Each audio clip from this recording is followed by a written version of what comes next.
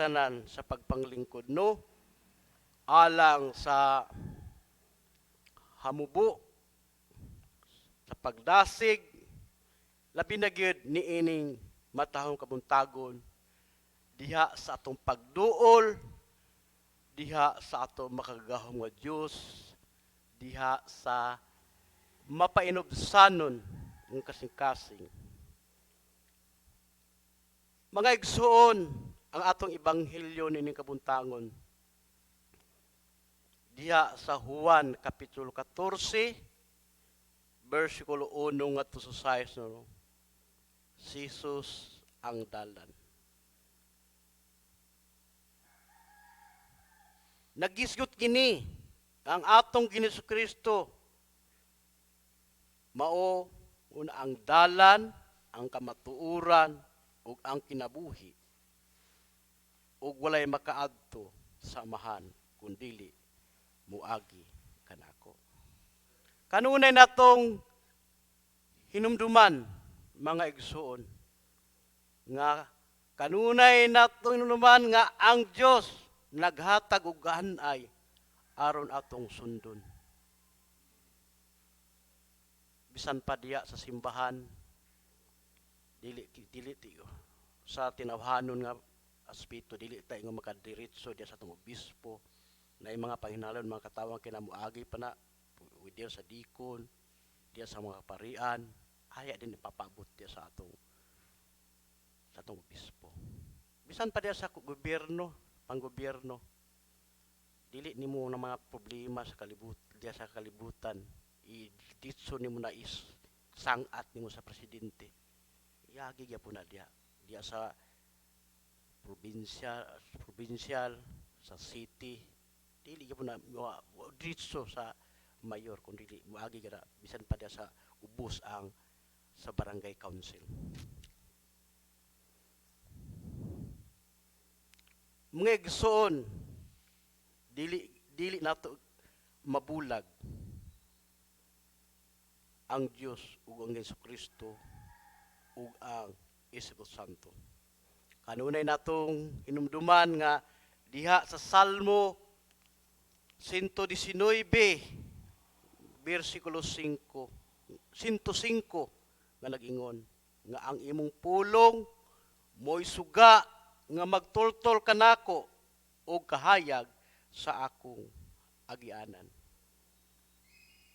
Diha sa atong matag adlaw mo'y atong goal nga gihatag sa Dios kanato nga iyang pulong mo'y atong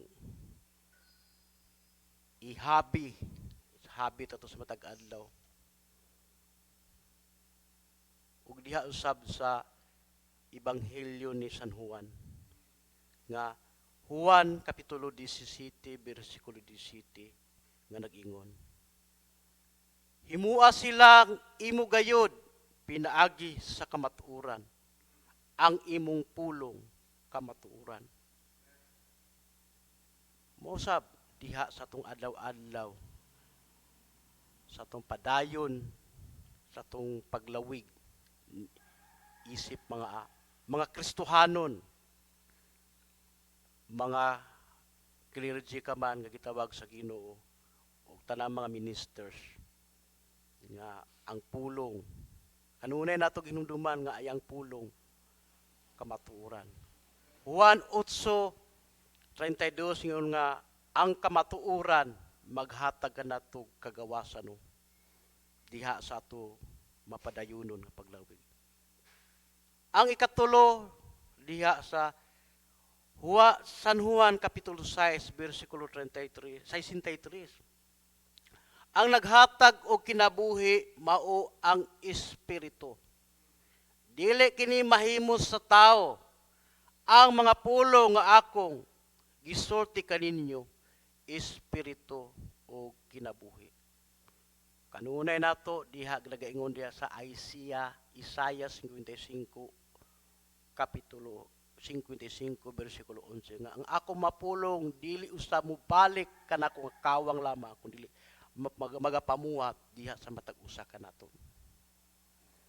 Daghan kaayo tag mga hagit or challenges sa kinabuhi sa matag adlaw nga atong gitubang mga igsuon.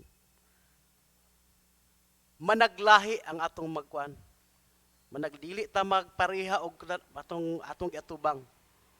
Pero natay gidaladala diya sa matag adlaw nga kanunay natong atong ihatag sa Dios diha sa atong magpadayon kita. Nga, mga kabugaton o sitwasyon nga dili unta na mo'y magdala kanato nga dili kita nalang makapadayon sa atong pag-alagad kaniya. Mga igsoon, kanunay natong pamalandungan uban sa tabang sa Dios diha sa atong paglawig adlaw-adlaw. Nga ang balang Espiritu Santo mooy magagiya kanato sa gingon ko na nga musuguta og sa dili. Diha sa atong Salmo responsoryo, no? Diha sa Salmo kapitulo 2, bisan pa diha sa unang pagbasa diha sa buhat sa mga apostoles kapitulo 13 bersikulo 26 ngadto sa 33 nga nag-ingon nga ikaduhang salmo, ikaw ang akong anak, karong adlaw nahimo na akong amahan.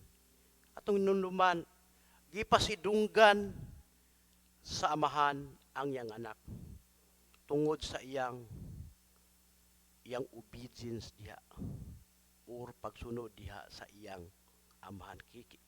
Importante gihid diha ang obedience. Doon ako'y basahon diha sa Hebrehanon kapitulo 5 bersikulo 8 ngadto sa 10 nga nag-ingon, apan bisan og siya mao ang anak sa Dios, nakat-on siya sa pagkamasinugtanon pinaagi sa iyang mga pag-antos.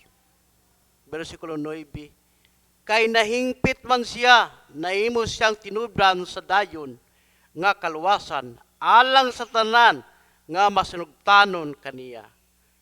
Versikulo 10, og himo sa Dios nga pangulong pari sa laray ni Melkisedek. Kanunay nato hinungkong kita obedience diha sa atong mga gahom nga Dios. Ato dahil makuan nga ang atong kabahin, atong gibuhat diha sa matag adlaw nga kung asa kita gipahaom sa Dios kay munang managlahi kita og mga talento, dili ta managpareha isip usa ka bahin sa lawas sa atong Ginoong Kristo. Ang atong lahi tag pangsyon pagbuhat adlaw-adlaw para sa iyang kamayaan. Sa katapusan, manghinaot ako niining kabuntagon.